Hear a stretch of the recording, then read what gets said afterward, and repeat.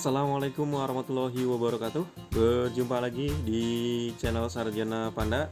Pada video kali ini kita akan membahas limit fungsi trigonometri pada sub pokok, metode substitusi, dan metode rumus limit trigonometri. Indikator pada video kali ini, yang pertama, siswa mampu menentukan nilai limit fungsi trigonometri dengan metode substitusi. Yang kedua, siswa mampu menentukan nilai limit fungsi trigonometri dengan menggunakan rumus limit fungsi trigonometri, yaitu bentuk sin dan bentuk tan. Untuk materinya sendiri, menentukan nilai limit fungsi trigonometri ini ada 4 cara untuk menyelesaikannya. Yang pertama, metode substitusi. Yang kedua, menggunakan rumus limit fungsi trigonometri. Yang ketiga, metode pemfaktoran. Yang terakhir adalah memanfaatkan rumus-rumus trigonometri. Langkah 1, 2, 3, dan 4 ini saling berkaitan. Jadi bisa kita perumpamakan untuk menyelesaikan nilai limit fungsi trigonometri. Misalkan kita punya soal limit fungsi trigonometri, maka cara pertama untuk menyelesaikannya yaitu dengan metode substitusi. Dari metode substitusi ini akan menghasilkan dua buah nilai. Yang pertama bentuk tertentu, yang kedua menghasilkan bentuk tak tentu. Nah, untuk bentuk tertentu yaitu A per B, maka proses penyelesaian soal limit fungsi trigonometri dia sudah selesai, sehingga menghasilkan nilai yaitu A per B. Tetapi ketika setelah melakukan proses metode substitusi ternyata didapat bentuk tak tentu yaitu 0 per 0, maka menyelesaikan limit fungsi trigonometri kita lanjutkan dengan 3 metode, yaitu rumus limit trigonometri, terus metode faktorisasi, dan terakhir adalah rumus fungsi trigonometri. Jadi secara umum untuk menyelesaikan soal limit fungsi trigonometri, langkah pertama dengan metode substitusi. Setelah itu lihat hasilnya, menghasilkan bentuk tertentu atau menghasilkan bentuk tak tentu.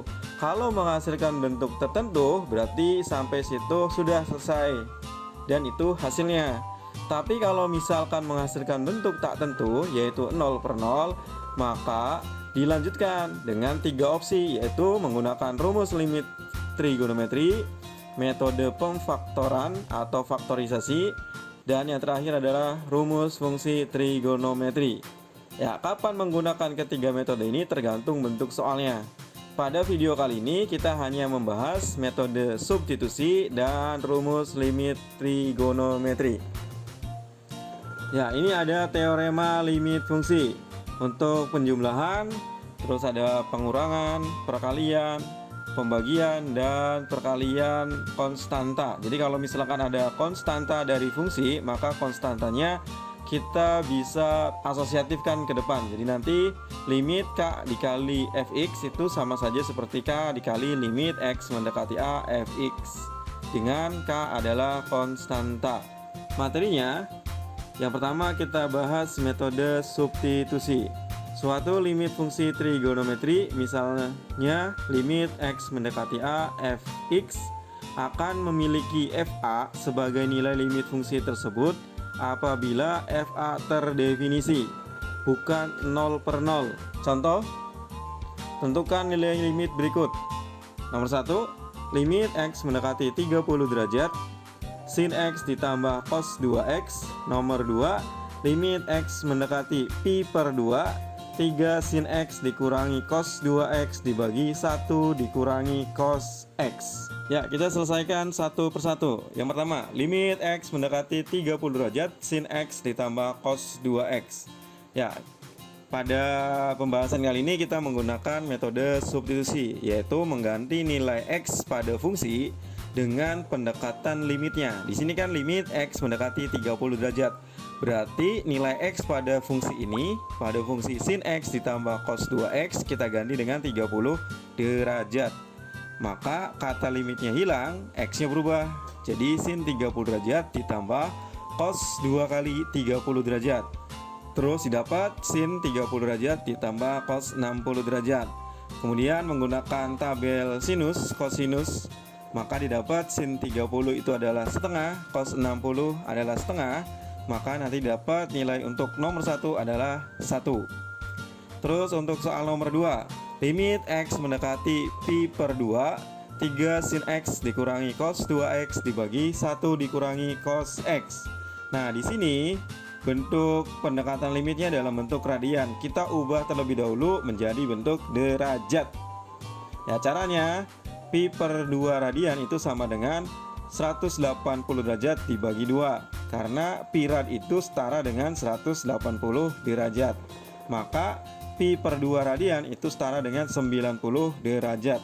Maka soalnya berubah menjadi limit X mendekati 90 derajat, 3 sin X dikurangi cos 2X dibagi 1 dikurangi cos X.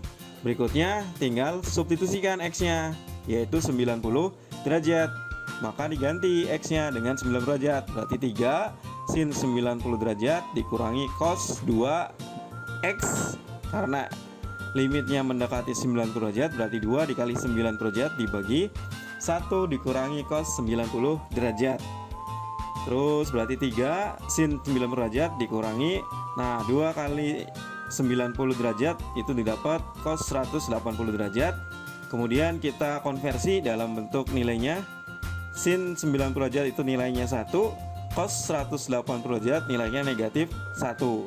Terus kita jumlahkan, 3 kali 1 hasilnya 3, negatif kali negatif hasilnya positif 1, dibagi 1 dikurangi 0, 1.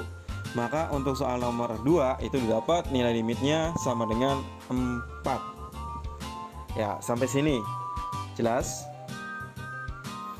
Kita lanjut metode yang kedua, yaitu menggunakan rumus limit fungsi trigonometri. Dalam suatu limit fungsi trigonometri, terkadang kita menghasilkan bentuk 0 per 0 setelah dilakukan substitusi. Hal yang perlu dilakukan adalah menggunakan rumus fungsi trigonometri. Ya, biar lebih jelas, ini contoh soalnya. Ada 5, nanti kita bahas satu persatu. Adapun rumus limit fungsi trigonometri itu ada 9. Ya, silakan kalian pahami. Kita jawab untuk soal yang pertama, limit X mendekati 0 sin 3X per 4X. Ya, ingat konsepnya, semua soal limit diselesaikan langkah pertama dengan metode substitusi. Ya, kita substitusikan dulu. Limit X mendekati 0 sin 3X per 4X. Maka substitusikan 0-nya, berarti sin 3 dikali 0 dibagi 4 dikali 0. Sin 3 kali 0 itu adalah 0, nilai sin 0 adalah 0, 4 kali 0, 0. Nah, ternyata didapat bentuk tak tentu, yaitu 0 per 0. Karena menghasilkan bentuk tak tentu, yaitu 0 per 0, maka dilanjutkan dengan sifat limit trigonometri. Kenapa menggunakan sifat limit trigonometri? Karena bentuknya sederhana dan di dalam soal tersebut terdapat bentuk trigonometri sin. Jadi sifat limit fungsi trigonometri digunakan ketika bentuk soalnya itu hanya terdapat bentuk sin dan bentuk tan, tidak ada bentuk cosnya. Ya, langkahnya dengan sifat nomor 5, limit sin AX per BX sama dengan A per B, atau limit X mendekati 0, AX per sin BX sama dengan AB. Nah, dari soal ini kita dapat nilai A 3X, nilai B-nya 4X. Maka nilai limit ini berarti bentuknya A per B, berarti nilainya adalah 3 per 4. Ya, sampai sini paham? Oke, kita ulangi lagi. Ya, ketika kalian menemukan soal ini, silakan kalian cek dari sifat limit trigonometrinya tadi, dari 1 sampai nomor 9. Ada tidak yang bentuknya sama seperti ini? Ternyata ada di sifat nomor 5, yaitu bentuk limit X mendekati 0 sin AX per BX. Itu nilainya A per B. Nah, terus kita tentukan di sini nilai A dan B-nya berapa. Ternyata didapat nilai A-nya 3X, nilai B-nya 4. X-nya kita hilangkan sajalah, berarti kita ambil konstantanya. Maka nilai limit nomor 1 adalah 3 per 4. Lanjut, contoh nomor 2. Limit X mendekati 0, 5X dibagi 2 tan 3X. Ya, seperti biasa, kita selesaikan dulu menggunakan metode substitusi.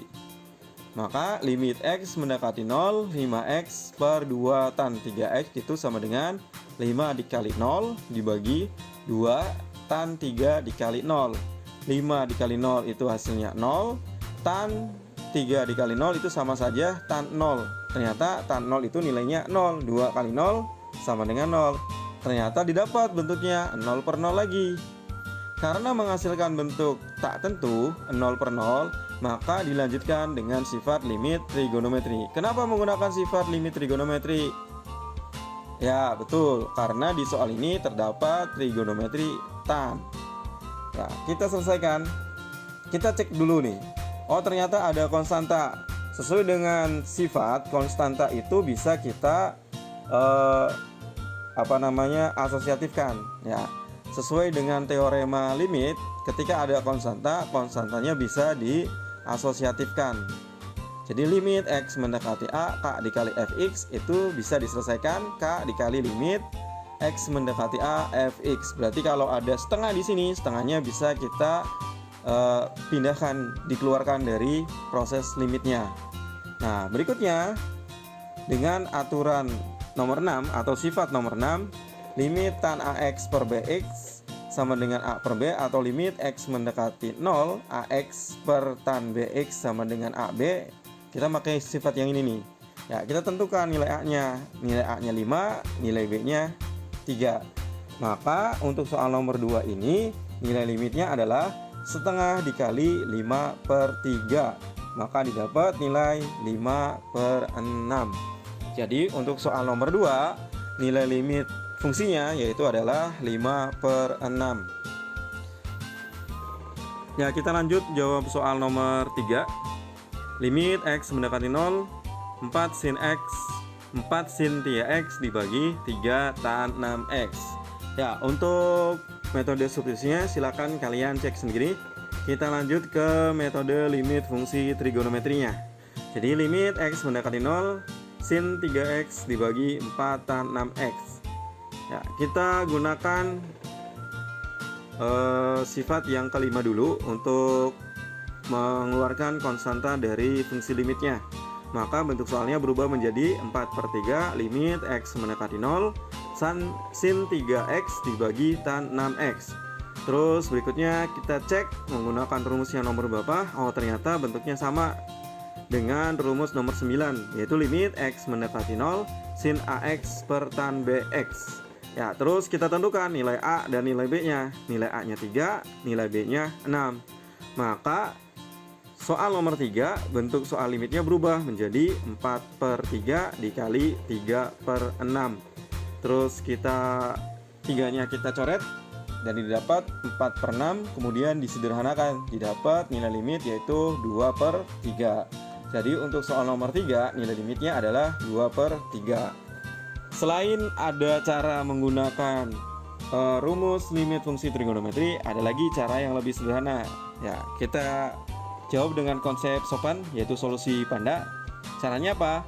Untuk menyelesaikan soal limit fungsi trigonometri, kita dapat menggunakan metode pencoretan, yaitu setiap ada kata sin dan tan, silakan kalian coret. Dengan catatan, tadi metode substitusinya di soal tersebut menghasilkan 0 per 0, dan di soalnya hanya terdapat trigonometri sin dan trigonometri tan. Ketika ada bentuk cos, metode ini tidak berlaku. Ya, berikut cara penggunaannya. Lihat soal ini. Limit X mendekati 0, 4 sin 3X per 3 tan 6X. Di sini kan ada kata sin dan ada kata tan. Maka kita coret kata sin dan kata tannya. Pencoretannya bukan pencoretan atas bawah. Pokoknya setiap ada kata sin coret saja, setiap ada kata tan coret. Karena kata sin dan kata tannya dicoret, maka bentuk limitnya hilang. Jadi bentuknya cuma sisa variabel dan konstantanya. Sisa hanya 4 untuk yang di atas, berarti sisa 4 dengan 3X. Sedangkan yang di bawah sisanya 3 dan 6X. Berikutnya apa? Kalikan saja seperti operasi aljabar biasa. Ya, ini X-nya disederhanakan dulu. Ya, kalau pencoretan merah ini adalah konsep pencoretan untuk kata sin dan kata tan, sedangkan tanda hitam itu adalah penyederhanaan. X dengan X nya disederhanakan.